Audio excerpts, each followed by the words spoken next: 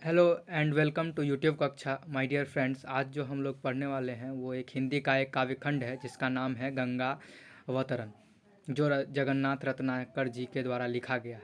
ठीक है। गंगा अवतरण का अर्थ होता है कि गंगा नदी जो है, जिसे हिंदू धर्म में जो है सो गंगा जी को देवी का रूप माना जाता है, भगवती का रूप माना जाता है। तो उनका जो पृथ्वी पर आगमन हुआ वो किस प्रकार हुआ, इसी के बारे में इसमें हम लोग पढ़ते हैं।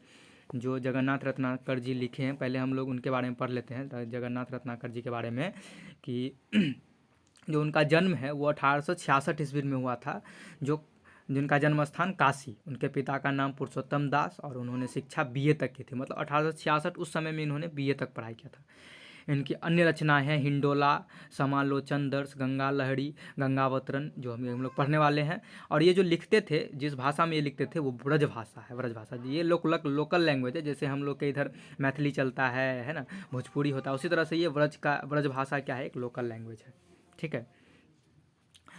इनका हिंदी साहित्य में इनको जो है सो ब्रज भाषा की महान विभूति कहा जाता है। ठीक है। और इनकी मृत्यु कब हुई थी? 1932 ईस्वी में। यदि आप लोग को इनके बारे में डिटेल से पढ़ना है तो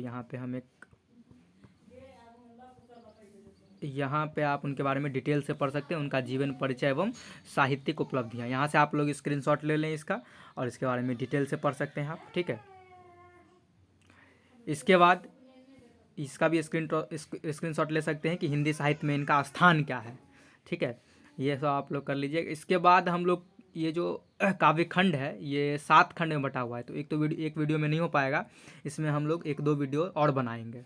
ठीक है। तो यहाँ से हम लोग पढ़ने से पहले जो है सो गंगा अवतरण, मतलब गंगा जो पृथ्वी पे आई, गंगा जी वो क्यों आई, उसका कहानी थोड़ा सा जान लेते हैं, फिर हम लोग इसको शुरू करेंगे। तो कहानी कुछ इस प्रकार है कि जो राम भगवान जिस वंश में थे, उनका क्या नाम था, राम भगवान के वंश का था इक्ष्वाकु वंश। इक्ष्वाकु वंश के थे राम भगवान। तो उनके उनके उन्हीं के वंश में, उन लोग के आने से पहले, बहुत साल पहले जो है सो राजा सगर नाम के एक राजा हुए थे, राजा सगर। ठीक है। उनकी 2 पत्नियां थी। उनकी राजा सगर की 2 पत्नियां थी, केसनी और सुमति। ठीक है। तो उन्होंने पुत्र की प्राप्ति के लिए जो है सो उनको राजा ये मुनि भृगुवंशी और त्रिकालदर्शी और भी मुनि द्वारा उन्हें पुत्र प्राप्ति का वरदान मिला था दोनों को। तो उन वरदान में ऐसा एक कंडीशन था, कंडीशन ये था वरदान में कि मुनि बोले थे कि तुम दोनों में से किसी एक केसनी और सुमति में से किसी एक को जो है सो एक बेटा होगा जो राज चलाएगा, मतलब वंश को चलाएगा, और दूसरा को जो है सो 60,000 पुत्र होगा। ठीक है। तो ये कंडीशन था। तो उसमें जो है सो क्या हुआ, यही हुआ कि एक जो है सो किसके हुआ था, केसनी को जो है सो एक पुत्र हुआ। ठीक है। जिसका नाम क्या था, असमंजस। और बाकी सुमति को 60,000 पुत्र हुआ। उसका नाम इसमें नहीं दिया हुआ है, उतना याद भी कैसे रखेगा। ठीक है। जैसे महाभारत में जो है सो लोग 1,000 भाई था, उसी तरह से सुमति के 60,000 पुत्र हुए। ठीक है। और जो केसनी का जो पुत्र हुआ उसका नाम असमंजस था, जो राज चलाता। तो जो असमंजस था वो जो है सो बुरी प्रवृत्ति का था, मतलब दुष्ट स्वभाव का था। मतलब कहने का मतलब ये था कि वो, उसको भगवान विश्वास नहीं था, कहने क्या बोलते हैं उसको, नास्तिक नास्तिक था, बुरा प्रवृत्ति का था। ठीक है।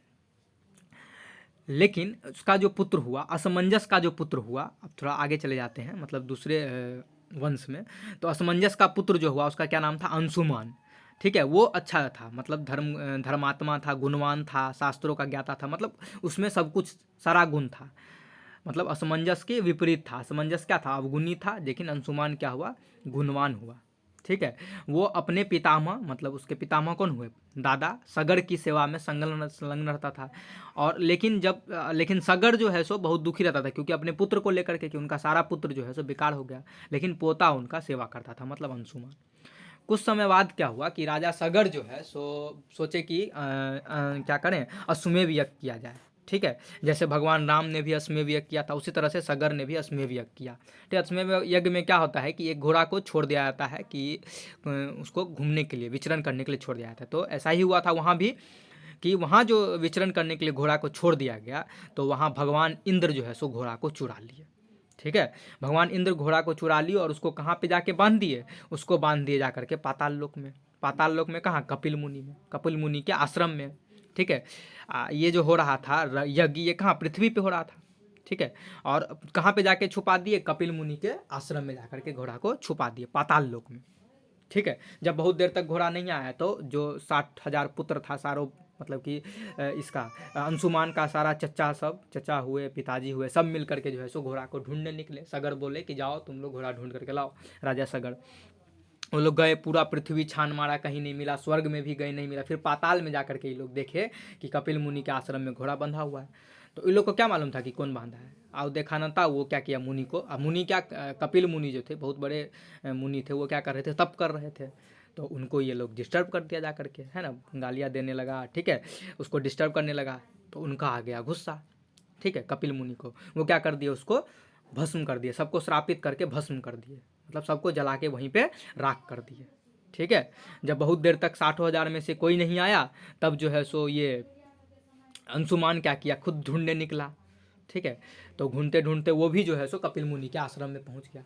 वहाँ पे जो है सो वो तो अच्छा स्वभाव का था, ठीक है, आराम से बात किया कपिल मुनि से कि ऐसे ऐसे है कि घोड़ा गुम हो गया है, मेरे दादाजी अश्वमेध यज्ञ कर रहे हैं, और मेरे चाचा और भाई, मेरे चाचा और पिताजी सब भी घोड़ा को ढूंढने निकले थे। तो कपिल मुनि तो समझ गए कि वही है जिसको हमने भस्म कर दिया।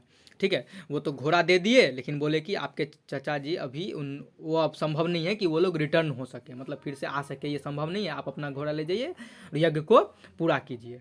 ठीक है। सगर को भी कोई ज़्यादा दुखी नहीं हुआ, कि वो समझ गए थे कि मुनि के द्वारा जो है सो वो सब श्रापित हो गया है, तो कोई उतना उतना उनको दुख नहीं हुआ। ठीक है।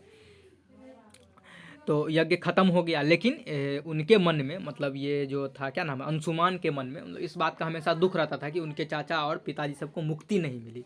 मतलब भस्म हो गया ना, मुक्ति कैसे मिलेगा जब तक गंगा, क्या करते हैं हम लोग हिंदू में, क्या होता है कि अस्थि को लेकर के गंगा में प्रवाहित करना होता है, तब जा करके उसको जो है सो किसी भी कोई भी मर जाता है, उसके अस्थि को प्रवाहित कर दिया जाता है, तब जा करके उसके आत्मा को शांति मिलती है, मुक्ति मिलती है। तो ये जो है सो हमेशा अब दुखी रहने लगा। वो क्या करता था, वो क्या किया, तो उस समय तो गंगा थी नहीं, गंगा कहाँ थी, भगवान ब्रह्मा के कमंडल में, ब्रह्मा जी के कमंडल में थे गंगा।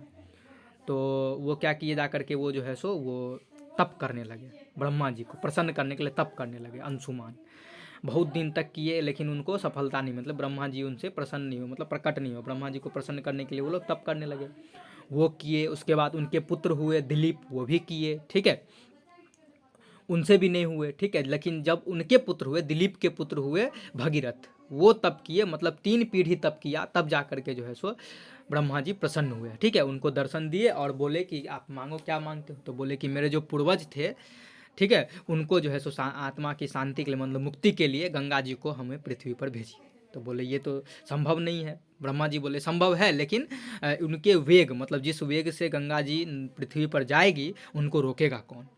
ठीक है। इसके लिए आपको जो है सो वही उपाय बतलाए कि इसके लिए आपको भगवान शंकर को प्रसन्न करना होगा। ठीक है। तो वो भगवान शंकर को प्रसन्न किए, एक पैर पे खड़े होकर के जो है सो तप किए। ठीक है। भगवान शंकर प्रसन्न हुए, फिर उन्होंने ऐसे ऐसे बोला कि आपको गंगा जी के वेग को रोकना है। तो आपको मालूम हुआ कि गंगा जी क्या किए थे, अपने गंगा जी को शंकर भगवान क्या कहते हैं, अपने जटाओं में जो है सो समा लिए थे। ठीक है।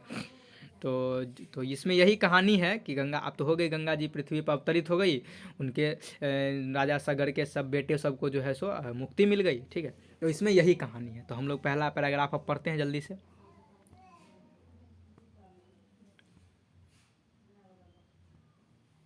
पहला जो स्टेंजा है वो है, ये ब्रज भाषा में लिखा हुआ है। ठीक है। तो मतलब नहीं समझ में आएगा, लेकिन हम इसका व्याख्या करेंगे, मतलब अपने भाषा में। निकसिक मंडल तय उमंडति, नव मंडल खंडति, धाई धार अपार बेग सौ वायु विहंडति, भयो घोर अति शब्द धमक सौ त्रिभुवन तरजे, महामेघ मिली मनहु एक संघई सब गरजे, निज दरेर सौ पौन पटल फारथी फहरावती, सुरसुर के अति सघन घोर घन घसी घहरावती, चली धार धुकधारी धराधीसी काटती कावा, सगर सुतनी के पाप ताप पर बोलती धावा। सगर सुतनी मतलब सगर के सुतनी मतलब क्या, बेटा। ठीक है। सगर के जितने बेटे थे, उन्होंने जो पाप किया था, उन पे धावा बोलने के गंगा मैया क्या हुई, पृथ्वी पे अवतरित हुई। यहाँ पे क्या, इसका हम लोग व्याख्या कर देते हैं। लास्ट वाला लाइन हमको जल्दी समझ में आ गया था। ठीक है। इसका व्याख्या है यहाँ पे। व्याख्या है कि कवि के पृथ्वी मतलब गंगा के पृथ्वी पर, कवि क्या कह रहे हैं, गंगा के पृथ्वी पर अवतरण को चित्रित करते हुए कहते हैं कि गंगा स्वर्ग में ब्रह्मा के कमंडल से उल्लास एवं उद्वेग के साथ उमड़कर निकली एवं आकाश मार्ग को चीरती हुई वायुमंडल को विखंडित करते हुए अपार वेग से धरती की ओर तेज धारा से दौड़ पड़ी। ठीक है, कहाँ से निकले, ब्रह्मा जी के कमंडल से, और फिर स्वर्ग लोक को पार करते हुए, ठीक है, पृथ्वी लोक पर आई, आकाश मार्ग को चीरती हुई और वायुमंडल को विखंडित करती हुई बहुत तेज। ठीक है, स्वर्ग लोक से पृथ्वी तक आने में के क्रम में गंगा के तीव्र वेग से अति भयंकर शब्द उत्पन्न हुआ। जैसे मेघ सब नहीं गरजता, उसी तरह से जो है सो गर्जना हुआ, इतना भयानक गर्जना हुआ कि तीनों लोग कांप गए। ठीक है, पृथ्वी गंगा के पृथ्वी पर अवतरण का वेग अत्यधिक प्रचंड था, मतलब बहुत तेज था। उससे उत्पन्न शब्द को सुनकर ऐसा लग रहा था मानो प्रलय काल के बादल एक साथ मिलकर गरज रहे हों। मतलब इतना तेज था कि जैसे लगा कि प्रलय काल आ गया हो, और प्रलय काल में बादल सब जैसे गरजता है उसी तरह से। ठीक है, गंगा के तीव्र वेग से स्वर से निकलने पर ऐसा प्रतीत होता था मानो कि धारा उनके धक्के से पवन रूपी पर्दे को फाड़ते हुए घनघोर शब्द करती हुई स्वर्गलोक के घने बादलों को अपने संपर्क से घिसती हुई पृथ्वी की ओर चक्कर काटती हुई आगे बढ़ी। कवि कह रहे हैं कि तीव्र वेग की धारा से युक्त गंगा राजा सागर के पुत्रों के पाप तथा दुख पर चढ़ाई करती हुई पृथ्वी पर अवतरित हुई। कहने का मतलब वही हो गया कि लास्ट वाला लाइन जो लिखा हुआ है कि सागर के पुत्र जितने भी थे उन्होंने जो पाप किया था उसको मुक्ति पाने के लिए पृथ्वी पर तेजी से चढ़ाई करती हुई गंगा पृथ्वी पर आ रही है। ठीक है, पहला पैराग्राफ का यही अंतर मतलब व्याख्या है। हम लोग दूसरा पैराग्राफ पढ़ते हैं। स्वाति घटा घराती मुक्ति पानिप सौपूरी केधा अवधि झुकती शुद्र आभा रुचि रूड़ी मीन मकर जल व्यालनी की चल छिलक सुघाई की चल छिलक सुहाई जो चनु चपला चमचमती चंचल छवि छाई। ठीक है, इसका मतलब ये हुआ, यहाँ पे मीन मकर मतलब हो गया मछली मगरमच्छ ये सब। अब इसका व्याख्या हम लोग पढ़ते हैं। व्याख्या, आकाश से धरती पर उतरती हुई गंगा की श्वेत धारा, मतलब ये जो लिखा हुआ है स्वाति घटा घराती मतलब श्वेत मतलब उजले रंग, मतलब जो गंगा मैया आ रही है पृथ्वी पर तो उनका रंग कैसा है, श्वेत है, उजला धारा है। ऐसा लग रहा है उस उजला धारा को देख करके कि मोती जो है सो मोती झर मतलब मोती के रूप में मोती से परिपूर्ण स्वाति नक्षत्र के मेहों का समूह आकाश में उमड़ रहा हो। मतलब ऐसा फील हो रहा है कि मतलब जो वो गंगा जो श्वेत धारा आ रही है वो देख के ऐसा लग रहा है जैसे लग रहा है उजले उजले बादल जो है सो आकाश में घर आ रहे हो। ठीक है, सुंदर श्वेत प्रकाशमान ज्योति पृथ्वी को झुकती हुई चली आ रही हो। गंगा की पवित्र धारा में मछलियों मगरमच्छों और जलों की चमक ऐसी शोभा पा रही हो मानो चंचल बिजली चमक रही हो। मतलब उस वेग में उस गंगा की धारा में कौन कौन है, मछली है मगरमच्छ है, जितने भी जलीय जीव जंतु वो सब ऐसे प्रतीत हो रहे हैं जैसे लग रहा है वो लोग चमक रहे हैं, जलों की चमक ऐसे शोभा पा रहे हैं मानो चंचल बिजली चमक रही हो। ठीक है, तो इसका यही मतलब है। तो आज हम लोग दो स्टेंजा पढ़ लेते हैं, बाकी इसमें 7 स्टेंजा है। ठीक है, तो उसको हम लोग 2 और वीडियो बनाना पड़ेगा, उसमें हम लोग देखेंगे। तो आज के लिए इतना ही ना देते हैं। ठीक है, इसके बाद 5 और बच गया, उसको हम लोग 2 और वीडियो में कंप्लीट कर लेंगे। ठीक है, थैंक्स फॉर वॉचिंग। चैनल को सब्सक्राइब कर लीजिए, वीडियो को लाइक कर दीजिए। ठीक है, बस, थैंक यू।